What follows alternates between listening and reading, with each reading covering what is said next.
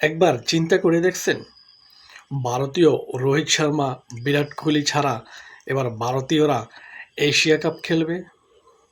সেই সাথে পাকিস্তানের বাবর আজম, মোহাম্মদ রেজওয়ান, নাসিম সারা খেলবে না, এবারে এশিয়া কাপ তারা বাদ পড়েছে। সেই সাথে বাংলাদেশের সাকিব আল হাসানও খেলতে পারবেন না এবারের এশিয়া কাপ। বিষয়টা একবার চিন্তা করছেন? যাদেরকে ছাড়া এক সময় ক্রিকেট চিন্তা করা যেত না, তারা এখন দলের বাহিরে।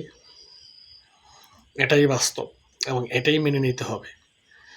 কারণ সময় সুযোগ সবার জন্য থাকে না, সময় পাল্টে যায়। পুরানরা যাবে, নতুনরা আসবে। পারফরমেন্স করতে পারবে, দলে থাকবে। পারফরমেন্স করতে পারবে না, দল থেকে আউট করে দেওয়া হবে। এটাই বাস্তব। তবে আমার মনে হয় এবার পাকিস্তান এই জিনিসটা সিদ্ধান্ত ভুল করেছে মনে হচ্ছে আমার। কারণ বাবর আজমকে টিমে নেওয়া দরকার ছিল।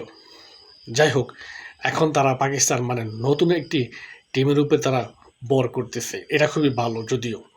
তবে ভারতও ইয়াংস্টাররা রয়েছে, দুর্দান্ত কিছু ইয়াংস্টার রয়েছে যারা আধুনিক টি-20 যাকে বলে তারা খেলতে পারে।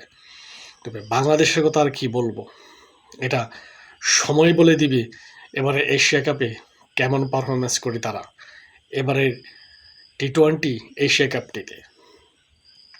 তবে আপনাদের কি মতামত, এবার কেমন পারফরমেন্স করবে বাংলাদেশ, সেই সাথে পাকিস্তান অথবা ইন্ডিয়া?